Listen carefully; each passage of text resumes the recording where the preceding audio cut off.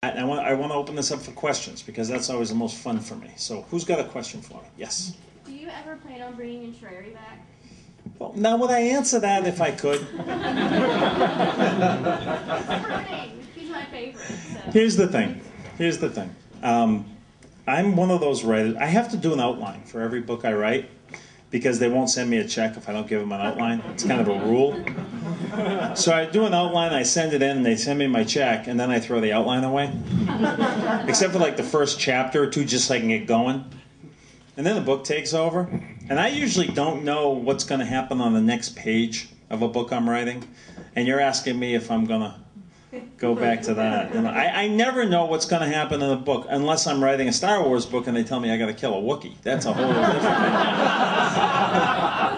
That's a whole different thing. So I can't answer that, but I will tell you that when I wrote Road of the Patriarch, Intrari's the bad guy, for those of you who don't know. Intrari's he's an assassin who really, the only reason he showed up in the first book, he showed up in the epilogue or the last chapter of the Crystal Shard, the first book. And this mysterious figure with this jeweled dagger, and anyone who knew that dagger would be afraid of this guy, showed up in the towns that our heroes had just saved. And the only reason he showed up in that, it's a literary phrase that we use. It's called job security. I wanted to put a little hook at the end of the book, hoping they would give me a contract for a second book, which they did, thank you. And then at the end of the second book, I had Intrari kidnap the halfling and run halfway across the world, hoping they would say, let's do another book. You know, he really, at one point, all he was kind of the mirror image of the Dark Elf. He was who Drizzt was afraid he might have become had he stayed in the evil city of his birth. But Intrari became much more than that as we went along. And if you read, it's funny because if you get Best of the Realms, I think half the stories are Intrari stories, not Drizzt stories. So they're old, if you haven't read them yet. I mean, they're not new, they're old. But when I really wrote Artemis's journey in Servant of the Shard and Promise of the Witch King and Road of the Patriarch, the Sellswords trilogy, when I did Road of the Patriarch, at the end of Road of the Patriarch, Artemis and Jarl Axel have just completely, if I'm spoiling this for any of you, it's your fault because the book's several years old, so I don't care. And yes, Chewbacca's dead. When I wrote Road of the at the end of Road of the Patriarch, Jarl Axel and Intrari destroy a church. This was really a very crummy church that was doing really crummy things. And they destroy a church. And at the end of the book, Intrari's got one of the priests. And he looks him in the eye and he says, so go rebuild it. And if you rebuild it and do what you say you're going to do, then great. But if you rebuild it and start doing this kind of stuff again, I'm coming back and I'm burning it down again, and this time you're going to be in it. And to me, that was about the closest a guy like Artemis Intrari could come to redemption as anything could be. I mean, his redemption was threatening to murder someone, but that's Intrari. And I thought that was a great place to end his story.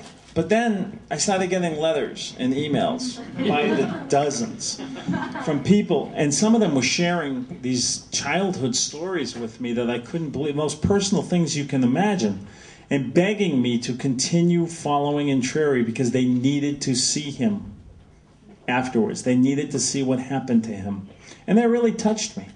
And so, you know, there are a lot of things I want to do. Whether I can or not is something that I really can't get into right now. But, like, for example, I want to write a book about Zaknafan and Jarl Axel in the Dark Elf City as kids, as young Drow, way before Drizzt is born. And that was actually supposed to be this book, because this is the last book of my last contract. I was planning the last book of that last contract to be that story. But because they've advanced the world forward, they want all the books to support the new world as through the books we'll be teaching people about the new Forgotten Realms. So they didn't want me to go back at this time. I'm still hoping to do that as well.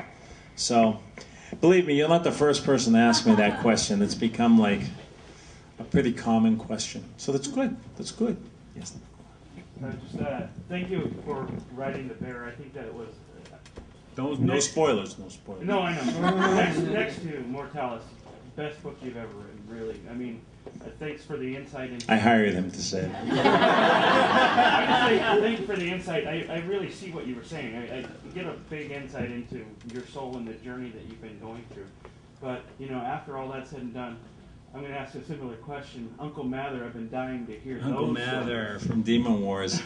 Well, I did write a short story about him that was in Dragon Magazine.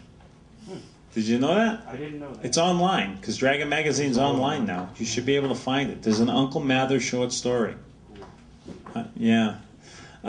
If I go back to Demon Wars, I'm debating if I'm gonna do something completely new characters, or go back to the characters at the end of the 7-book series. And the other thing I'm thinking of is for anyone who's read my Crimson Shadow books. If you look at the map in Demon Wars, it looks like the eastern coast of Canada. If you look at the map in Crimson Shadow, it looks like the British Isles and northern France. That's on purpose. The Crimson Shadow books were supposed to be my Demon Wars stories, but I didn't have the time to do them right. It wasn't until the mid-90s I got the time to do the Demon Wars books. So I'm actually thinking of taking Luthien and Oliver from the Crimson Shadow books and bringing them over into the Demon Wars world. Oliver's my favorite comedy character. Who knows Oliver? Anybody here know Oliver? Yeah. Oliver is a cross between Inigo Montoya from The Princess Bride and the little French guy on the wall in Monty Python and the Holy Grail. And the joy of writing Oliver is he never really tells a joke, but he says something. And if I've done it right, 3 pages later you'll groan. And then flip back to see, did he really say that? I love the guy. And so he's very hard to write, though.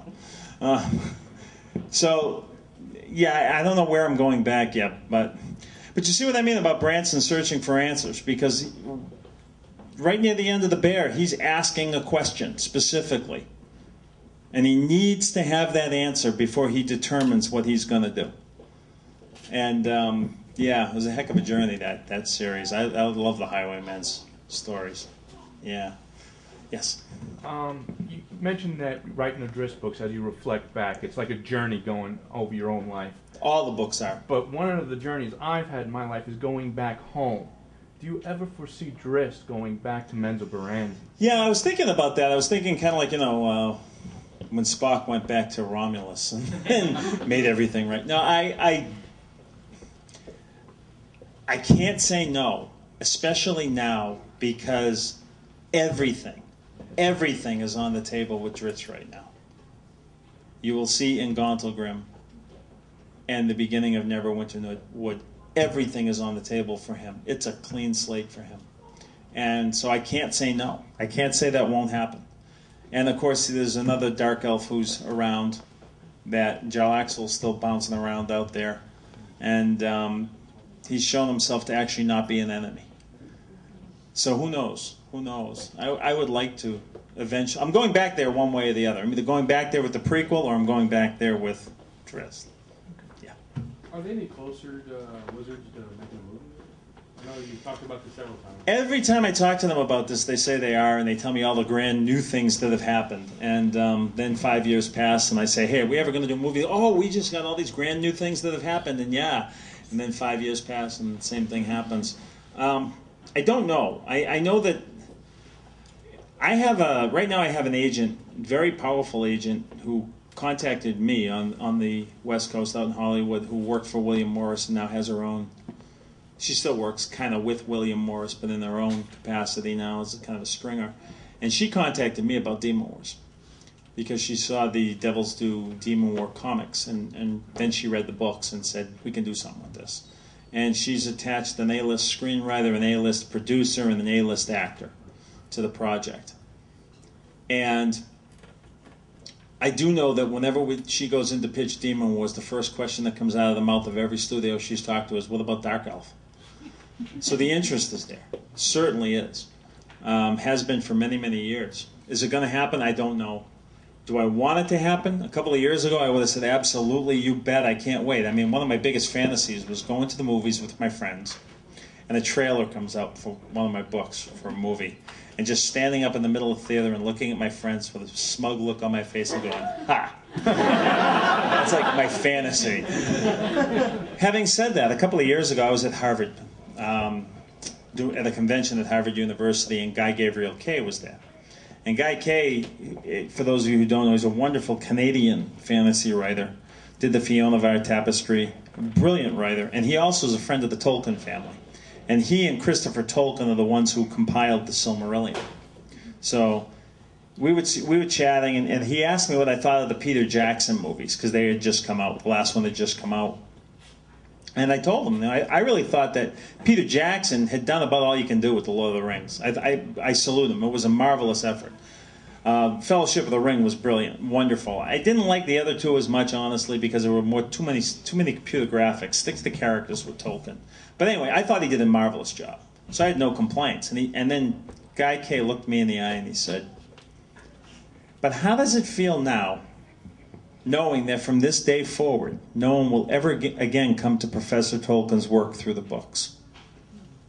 Ow. Ow. It was like he hit me in the face with a brick. I want people to read Homeland or The Crystal Shard to come to Drizzt. So now I know that everyone that goes out and is reading The Lord of the Rings, reading The Fellowship of the Rings for the first time, is probably seeing Liv Tyler whenever... Well, I would. Shush. You know, and do I really want Drizzt book covers with Orlando Bloom on them? So, if it happens, it happens. If it doesn't, it doesn't, and I'm going to leave it at that at this point. Well, you know, they're doing that kind of movie, TV series with The Dark Tower. It'd be nice if they did like maybe a TV series kind of maybe in between the books. Yeah, but they're also doing a TV series for Legend of the Seeker, and it is god-awful. So you always run that risk. I mean, I'll go one of two ways if somebody buys the property for television or movies. Either they'll let me be really involved, and I'll get in there and work with the writers like on a day-to-day basis and really have some say, or I'm washing my hands of it, and it's their book to write now. It'll go one of two ways. I won't be halfway involved with anything of that scale. No. Yes? What are you reading now? I'm not reading anything at the moment. It's hard. When I'm writing, if I'm reading, it bleeds into my work. I start sounding like another author. I become a chameleon, and that's bad. So I haven't been reading much for a while now. I do have, mostly what I read now are books that people send me to do blurbs on them. And even that, what happens is they first go to one of my readers who I pay to read them, and then the ones that get through him come to me, and then I'll read those. It's hard. It's very hard. I started The Hobbit last year. I went down to the Virgin Islands and I started The Hobbit, and I got about halfway through, but as soon as I got back home, I had to get back to work, and I couldn't finish The Hobbit, and that's like my favorite book. So, it is part of this is a curse, I'm telling you.